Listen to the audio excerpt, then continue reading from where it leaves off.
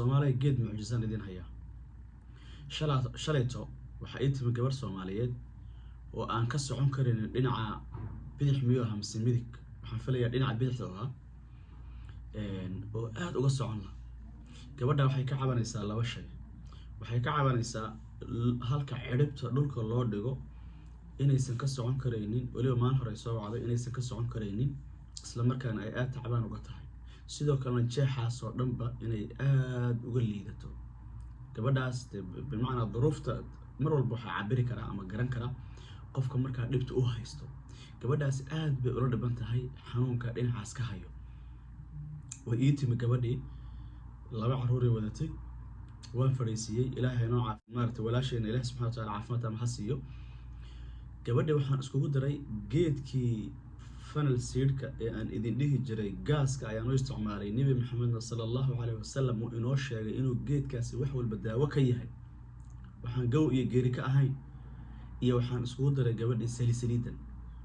saliida masaajka ee M1 ee al-Shifa ay iska leedahay saliidaas oo xaqiiqatan qof walba oo qaata oo ama dhabar xanuunayo ama amaartay ama dhabar xanuuno ama murqa xanuunaan ama iska daalan ama maxay ahayd jeex la dhiban dhinac un ka dhiban qof walba oo qaata oo yiraahdo waa ku caafimaaday saliidaas iyo geedkan oo aniga aan mashiin ku shiiday baan iskugu daray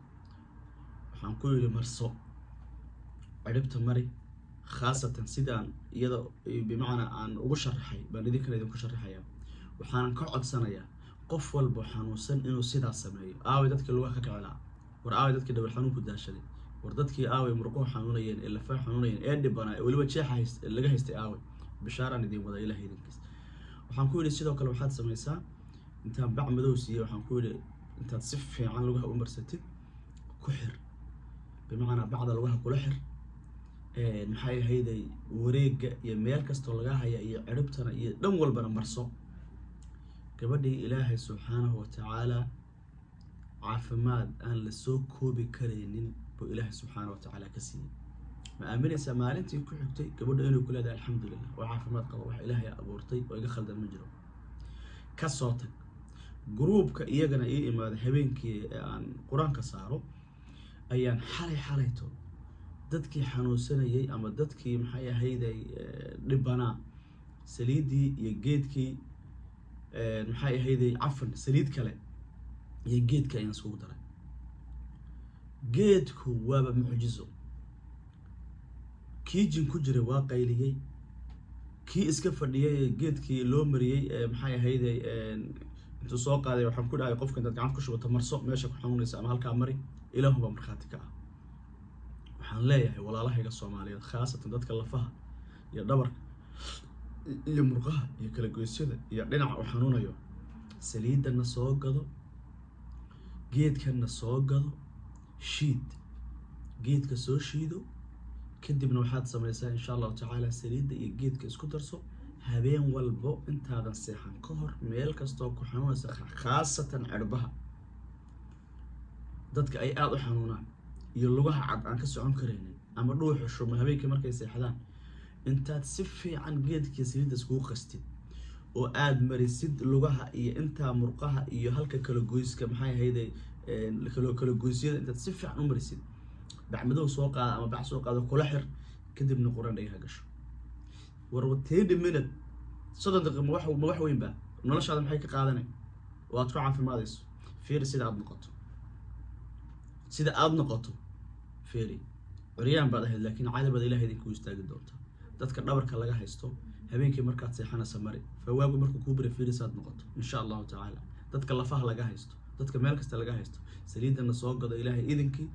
geedkana soo gado shiid isku dar marso walaalahaas aan hadda idin sheegay waxay ku caafimaadeen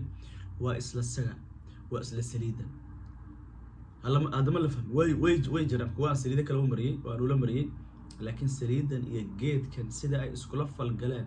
ilaahay subxaanahu wa ta'aala ayaa markhaati ka ah yani qof shalay kulaha ma socon karo maantana kula alxamdulillah rabbil caalamiin sadarteed geedkeena maxamed bayno sheegay sallallahu alayhi wasallam saliidana ummad fara badan buu ilaahay subxaanahu wa ta'aala ku caafiyay Minnesota waxaad ka soo qaadanaysaa insha Allah dukaanka al-Shifa hadii Allah wada uu idmo waxayna taala Ohio ohio waxay ka taallaa xalaalka loo yaqaano maaragtay durdur moolka durdur waxaan ka wadaa moorarka loo yaqaano ohio waxay ka taallaa xalaalka banaadir mool. ohio waxay ka taallaa xalaalka banaadir mool ku dhex yaala iyo aran market, labadaaba waad kasoo qaadanaysaa. saliidda wata, saliidda masaajka alshifaysi ku dheh, geedkana soo gado, isku dar insha allah taala. caajiskana jooji. maanta berri haddaad ku jirto saa lagu kuusii xanuunaan. caafimaad ku hele insha allahu tacaala. asalaamu calaykum waraxmatullaahi wabarakaatu.